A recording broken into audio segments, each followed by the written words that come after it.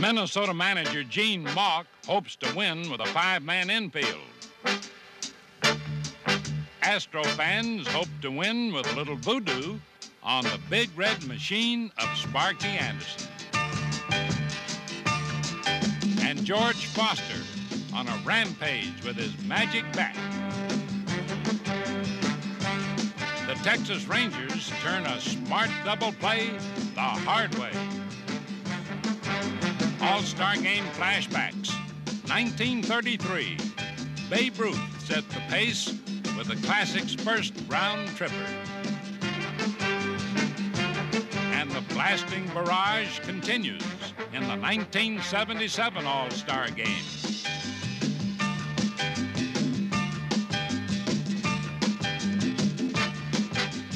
Stay tuned for headlines and highlights of This Week in Baseball.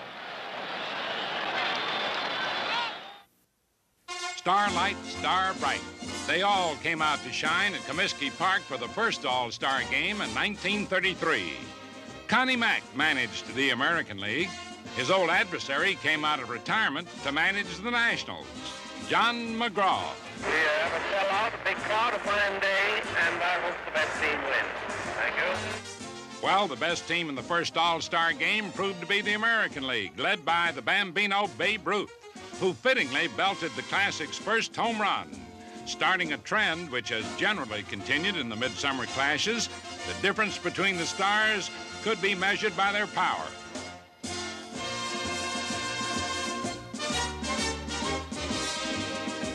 In 1934, the American League boasted a lineup of awesome power, but the Giants' Carl Hubbell performed an unsurpassed feat of pitching magic, striking out in succession Ruth, Gehrig, Fox, Cronin, and Simmons. Nonetheless, the American League went on to win 9-7.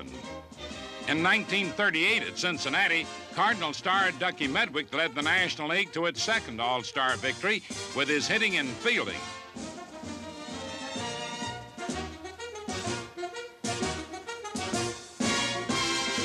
In 1941, a rising star named Ted Williams slammed a home run in the bottom of the ninth with his team 2 runs down. And not even Ted Williams could contain himself as he cantered around the bases, because his shot gave the American League the most dramatic victory in All-Star history. Yes, it was a moment that the young superstar would never forget. And Ted didn't mind talking about it. Yes, hitting that home run in the All-Star Game in the 9th inning was certainly a big thrill that I'll never forget the rest of my life. Williams' All-Star career was dazzling. In 1946, Rip Sewell tried his famed blooper pitch on the Boston Slugger, and Ted ran up on the ball and slammed it out of the park.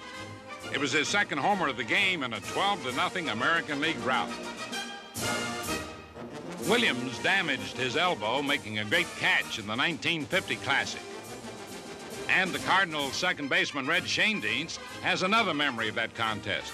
I never forget the 1950 All-Star Game. I didn't even think I was going to get in the game, and more or less kidding, and it so happened that I hit a home run and we won that particular All-Star Game in the 14th inning. Well, it was a big thrill, and I know anyone here tonight or any All-Star game, no matter if it's the first inning, 14th inning, or what have you, if they hit one, just a base hit or steal a base, it's always a thrill, no matter how many times you do it, no matter how many All-Star games you're in. 1953, fans thrilled at the All-Star appearance of ageless Satchel Paige. But Cardinal Country Slaughter spoiled Satch's effort with a hit that scored Roy Campanella for a National League victory. 1954, power again decided the game in Cleveland. Indian third baseman Al Rosen belted 2 homers in his home park to carry the American League to a wild 9-7 victory. The National League answered back the next year, rallying from a 5-0 deficit to tie, and then set the stage for the 12th inning heroics of Stan Musial. A line drive deep to right, going, it's gone. Stan the Man holds the All-Star home run record with 5. In 1961, the National League's most glittering trio of stars combined for a 10th inning victory. Hank Aaron singled. Willie Mays doubled. And with runners on second and third, Roberto Clemente drove them both home for a 6-5 thrilling win. Speed outshone power in 1962. A base hit to left. They throw to second to hold Maury Wills, but Wills just races on to third, and he makes it. Daring base running by the Dodger speedster produced 2 runs for a 3-1 National League win. Now watch this one. A short foul to right. Wills tag, streaks home, and steals the show. But when it came to stealing the All-Star show, no one could do it like Willie Mays. With Willie, the National League caught up with its rivals in the 60s and started then to dominate the contest, while the Say Hey Kid set records for hits, stolen bases, and runs scored. No one could match Willie's talent, but other National Leaguers learned to play with his intensity. Like Pete Rose, who in 1970 steamrollered catcher Ray Fosse for an unforgettable 12th inning victory to run his league's All-Star winning streak to 8. That streak was snapped the next year in Detroit in a game that burst in a galaxy of power. Johnny Bench, Hank Aaron, Frank Robinson, Harmon Killebrew, Roberto Clemente, and a momentous clout by Reggie Jackson. Since that victory, American League All-Star fortunes fell. Despite sparkling defensive efforts from stars such as Joe Rudy, Reggie Jackson, and Brooks Robinson, the National League has gone on winning, with home runs generally making the difference. Last year, they hit 2, one by Cincinnati's George Foster, who was the game's MVP. There are many ways to win a ball game, but All-Star games most often seem to be decided the way Babe Ruth decided the first one back in 1933. This year's Midsummer Gathering of the Stars is no exception, as we'll soon see. 1977's Galaxy of Stars twinkled brightly on a summer night this week in Yankee Stadium. Ladies and gentlemen, the National League All-Stars lined up against the American League All-Stars for baseball's 48th All-Star game. The stars of today were joined in the festivities with some stars of yesterday. Willie Mays, honorary captain of the National League squad, still a king in New York, as is the captain of the American League, the Yankee Clipper, Joltin' Joe DiMaggio. Ovations for times past that cannot be forgotten. But the highest tribute of the evening belonged to Mrs. Rachel Robinson, widow of the immortal Jackie Robinson, who 30 years ago courageously broke the color barrier alone, while also providing the fans of Brooklyn and the nation with more baseball excitement than they ever dreamed possible.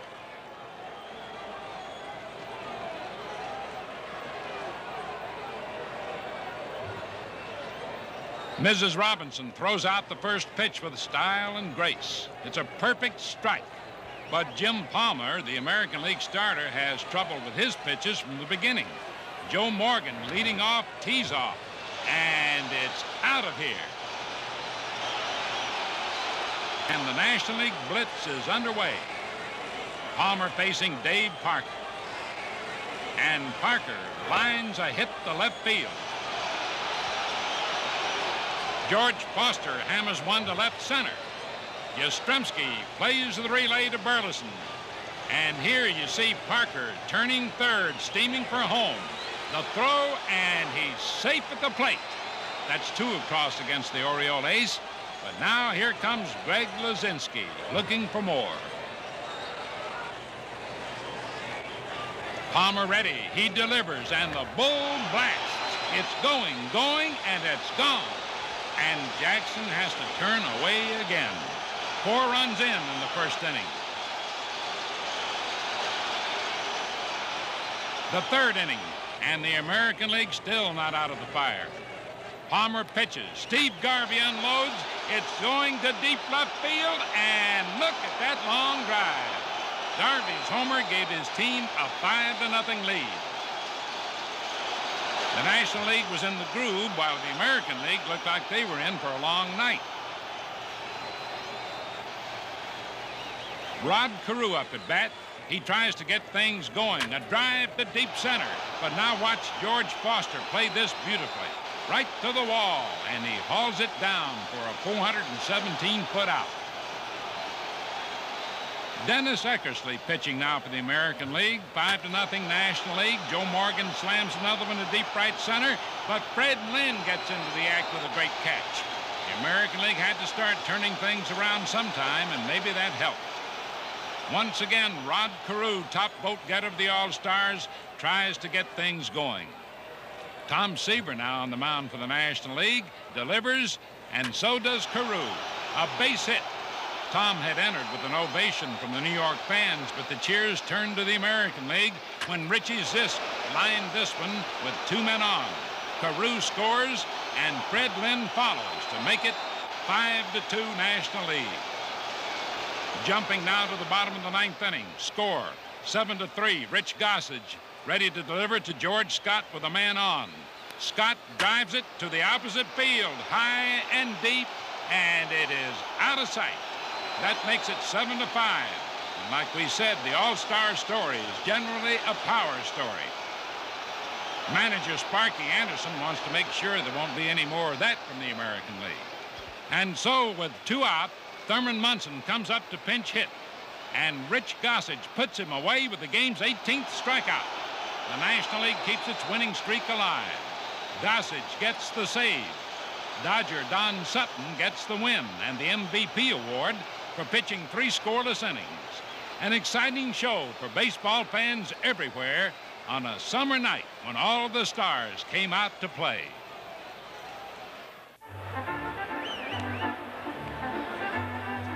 Going into the All-Star break, Dodger manager Tommy Lasorda has every reason in the world to be mighty happy with his boys of summer. The Dodgers boast the best record in baseball and hold a comfortable 9.5 game lead over Cincinnati in the National League West. Los Angeles figures that their signals this year are pointing towards a World Series in October. And if they keep pounding the ball like this, chances are that nobody will be able to stop them.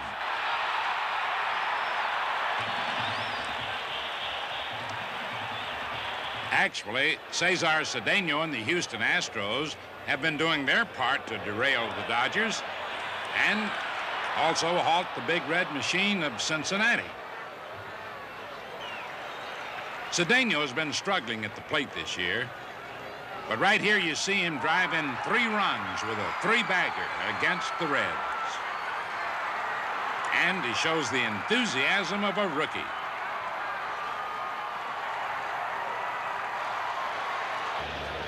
Bob Watson also started slowly at the plate, but he's caught fire recently. This blast is good for 3 runs against the Dodgers.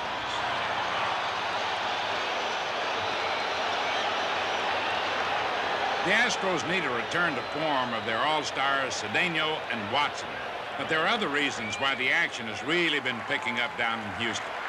After working out a spell over the front-running Dodgers, the Astros put their hex on the Reds. Sparky Anderson didn't need that because he's been looking to make up ground. Youngsters like Jose Cruz wouldn't let him. Cruz connects, and the ball is going, and it is gone. Jose is just one of several young Astros now maturing toward stardom. He has power and is one of the league's top base stealers. So is Enos Cabell, who can also run and hit. Here he hits and runs out a double against the Cincinnati Reds. But the man who really hurt the front runners this week is Big James Rodney Richard, now getting it all together on the mound. He's got them coming and going.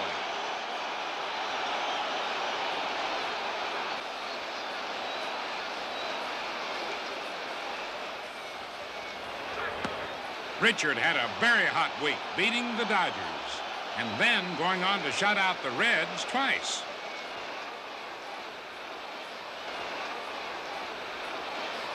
How about that? Now, honestly, how often does any pitcher shut out the Big Red Machine twice in a row? Hard to believe, but this week, James Rodney and the Astros had a time making believers out of the two top teams in the National League West. In the National League East, the two top teams met in a hot series in Philadelphia where it was 130 degrees on the playing field. Actually, the Phillies were putting the real heat on the front-running Cubs. Chicago's Greg Gross stepped up in one game with the bases loaded and lined the ball into the empty gap in right field that grossed the Cubs 3 runs and one big victory. Yeah, big man, because the Phillies won the other 3 games.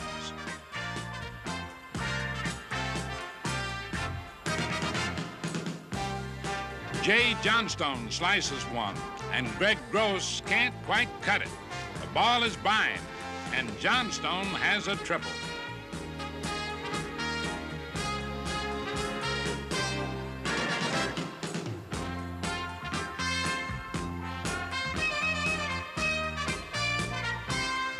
Greg Luzinski at bat. And his smash just gets by everybody. The series left the Phils only 2 games behind the amazing Cubs and still half a season to go.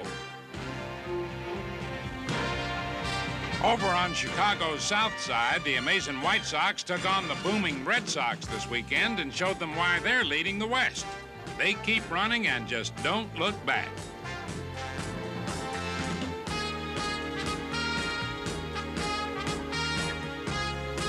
The White Sox took 2 out of 3 from Boston to stay 2.5 games beyond the reach of the hard-charging Kansas City Royals.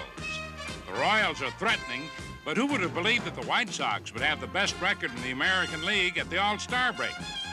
The fans just filled the park, and much of that applause belongs to the man who put it all together almost overnight, owner Bill Beck. Around the major leagues this week, we wandered into a few wild odds and ends. Pitcher Gene Pence is hardly in a pensive mood. His last pitch really gave him something to think about. Just watch. That's what you really call an outside pitch.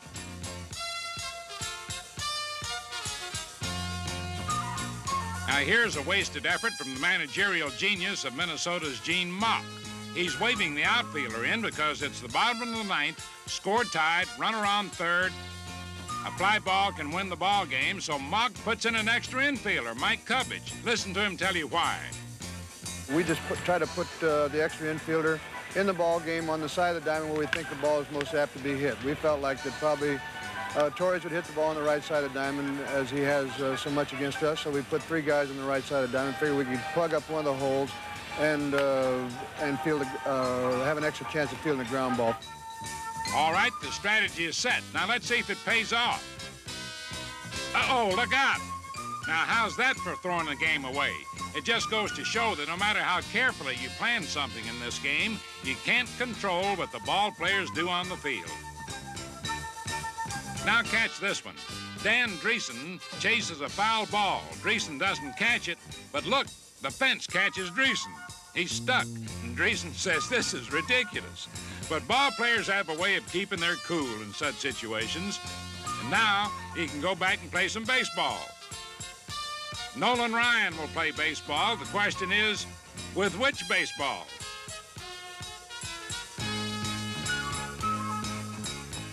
He doesn't like that one.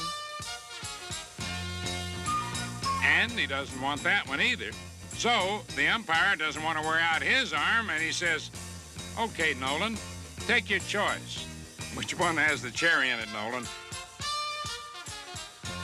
Anyway, he has the one he likes, and Ryan can afford to be choosy because he broke a Sandy Koufax record this week by striking out 10 or more batters in a game for the 98th time in his brilliant career. That's some kind of individual effort. And here are some good team efforts. The first in Texas with Toby Harrah. Down the line at 3rd, great play by Harrah. He gets the man at first, and then they get 2 on the play with a throw home. Rod Carew was robbed by a conspiracy of angels. Rance Mullinex nixes it and flips to Jerry Remy for the force at 2nd.